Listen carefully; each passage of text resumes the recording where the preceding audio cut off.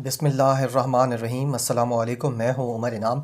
इस वीडियो में हम बात करेंगे जो शुगर कमीशन बनाया गया था, जिसकी आज रिपोर्ट आई है, उनके उन अहम तरीन नुकात पर जिन पर मीडिया अभी डिस्कस नहीं कर रहा। मीडिया जानबूझकर नज़रअंदाज कर रहा है या अनदेखे में नज़रअंदाज हो रहा है।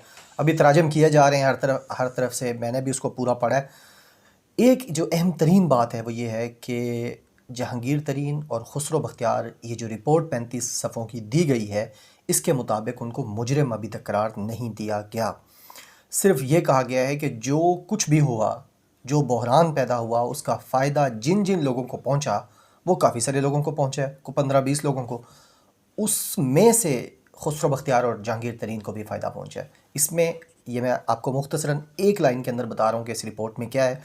इसमें यह है कि जहांगीर तरीन और खुसरो बख्तियार को मोरद इल्ज़ाम नहीं ठहराया गया, उनको मुजरिम नहीं करार दिया गया, और ना ही कोई रिकमेंडेशन दी गई है, यानी ना ही कोई सज़ा तजवीज़ की गई है कि इन दो अशख़ास को ये सज़ा दी जाए। लिहाजा जो मीडिया आपको इसके ऊपर ड्रामाबाजी करते नज़र आए, आपको बगलें बजाता नज़र आए कोई सहाफ़ी वजीफ़ाखोर, तो फ़िलहाल उसको शटअप कॉल देनी है 25 अप्रैल तक। 25 अप्रैल को जो ये कमीशन बनाया गया है, एक और इसकी रिपोर्ट आएगी। इसकी मैं पूरी डिटेल पहले आपको बताता हूँ कि क्या क्या चीज़ें मीडिया मिस कर रहे हैं। फिर आसान तरीन अल्फाज में 5 से 6 जो फैक्ट्स हैं, जो मेजर फैक्ट्स हैं, वो मैं आपको समझाऊंगा, तो आसान अंदाज में आपको भी समझ आ जाएगा। पहली बात यह मैंने आपको बता दी कि जहांगीर तरीन और खुसरो बख्तियार, इसमें इल्ज़ाम नहीं दिया गया। यानी ये बताया गया है कि जिनको फ़ायदा हुआ है उनमें ये दो शामिल हैं, लेकिन ये नहीं कहा गया कि इन्होंने जानबूझकर वो बहरान पैदा किया जिसके नतीजे में इन्होंने फ़ायदा लेने की कोशिश की। ये नहीं कहा गया 35 सफ़ों पे। दूसरी जो अहम बात है वो ये है कि प्राइम मिनिस्टर को जब ये रिपोर्ट पेश की गई 9 मार्च को, ये 3 बंदों का एक इंक्वायरी कमेटी थी। इसमें आईबी यानी इंटेलिजेंस ब्यूरो से लोग थे, इसमें एफआईए से वाजिद ज़िया साहब ख़ुद थे, जो चेयरमैन है, हेड कर रहे हैं एफआईए को, डीजी हैं। उनके साथ जो थे वो एंटी करप्शन से एक बंदे थे। ये 3 रुकनी कमेटी थी जिसने 9 मार्च को पहली रिपोर्ट प्राइम मिनिस्टर को पेश की और प्राइम मिनिस्टर को कहा कि हम एक कमीशन बनाना चाहते हैं पनामा तर्ज पर।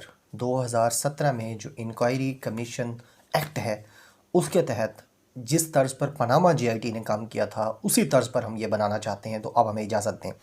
16 मार्च को उनको इजाज़त दी गई, 40 दिन दिए गए हैं। 25 अप्रैल को जो बिल्कुल जो यानी उसमें वो इल्ज़ाम देंगे, उसके अंदर वो आके बताएंगे कि मुजरिम कौन है। अब भी मुजरिम का उन्होंने नहीं बताया, ना किसी पे इल्ज़ाम लगाया। उन्होंने इस फैक्ट फाइंडिंग कमेटी थी, ये एक तहकीकाती चीज़ें लाने के लिए थी, जिसने तहकीकात लाकर सामने रख दी है। इंक्वायरी कमीशन था, इसने ये जो अभी था इंक्वायरी कमेटी थी, इसने इंक्वायरी करके मैंने बता दिया 9 मार्च को दी है। अब जो एक जो मज़ीद बनाया गया है कमीशन, उसके ज़िम्मे काम यह है कि वो 10 शुगर मिल्स जो कि उसमें दी गई हैं तफसील, आरवाई के शुगर मिल भी है और जेडीडब्ल्यू भी है। जेडीडब्ल्यू शुगर मिल जो है वो उसमें शेयर्स हैं जहांगीर तरीन के, और आरवाई के शुगर मिल्स जो है वो खुसरो बख्तियार की है। उनके भाई यानी उमर शहरियार उसको देख रहे हैं। अच्छा, अब ये जो तफसीली रिपोर्ट है ना, ये देगा 40 दिन के अंदर, यानी 16 मार्च को इसको दिया गया है। ये कमीशन जो है ये फॉरेंसिक कर रहा है उन 10 शुगर मिल्स का, जिसके अंदर शुगर मिल्स हैं खुसरो बख्तियार और जहांगीर तरीन की भी। तो ये उसका फॉरेंसिक कर रहा है, जाके सारा रिकॉर्ड अपने हवाले करेगा और उनको फिर फ़र्दन फॉरेंसिक करके तहकीकाती रिपोर्ट बनाएगा, और 40 दिन बाद ये फिर मोरद इल्ज़ाम ठहराएगा जिन शख्सियात को भी इस कमीशन ने देखा कि इसमें कौन कौन है। अच्छा, ये पानामा तर्ज पर है, मैंने बता दिया। ये ज़ख़ीरा अंदोज़ी भी देखेगा। इसमें एक चीज़ जो बताई गई है वो ये कहा गया कि एक्सपोर्ट होने की वजह से चीनी की कीमत बढ़ी। अब ये देखेगा कि जब एक्सपोर्ट हो रही थी तो उस वक्त वो एक्सपोर्ट किसने जानबूझकर शुरू करवाई, क्या उस वक्त कोई ज़ख़ीरा अंदोज़ी भी की गई, कोई ब्लैक भी किया गया। ये सारी चीज़ें भी ये वाला कमीशन जो बनाया गया ये देखेगा। अच्छा, इस कमीशन में कौन कौन से इदारे हैं? इसमें टोटल 8 इदारे हैं। इसमें सबसे जो इम्पोर्टेंट है वो आईएसआई है, इंटर सर्विसेज इंटेलिजेंस, ये शामिल होगी है, बल्कि इसमें इंटेलिजेंस ब्यूरो भी इसमें शामिल है, स्टेट बैंक शामिल है, फेडरल इन्वेस्टिगेशन एजेंसी शामिल है, एफआईए, एंटी करप्शन शामिल है, SCCP security and exchange commission of Pakistan ये शामिल है, ऑडिटर जनरल शामिल है और FBR यानी फेडरल बोर्ड ऑफ रेवेन्यू वो भी इसके अंदर शामिल है। यानी ये 8 मजबूत तरीन इदारे शामिल किए गए हैं इस कमीशन में। वो कमीशन है जो इमरान खान के करीब तरीन एक वज़ीर को और इमरान खान के करीब तरीन साथी जहांगीर तरीन को इन्वेस्टिगेट कर रहा है। ये है वो वादा जो इमरान खान ने किया था कि 2 नहीं एक पाकिस्तान, ये आज आप सब ने सामने आपके आया है। अच्छा, ये 3 रुकनी था, मैंने बता दिया पहले। अब 8 इदारे इस पर हैं। ये आके बताएगा कि असल मुजरिम इसके कौन है, किन्होंने शुरू करवाया, किन्होंने फ़ायदा लिया, किन्होंने जानबूझकर इनिशिएट करवाया और जानबूझकर पूरे इदारों को इन्होंने चेक करने के बाद कहाँ कहाँ मसला हुआ, ये वाला कमीशन बताएगा। अब मैं शॉर्टली ना आपको बताता हूँ इसकी जो फाइंडिंग्स हैं, जो इस कमीशन ने, ये जो इंक्वायरी कमेटी थी, इसने जो फाइंडिंग्स लेकर आई है वो मैं आपको बताता हूँ।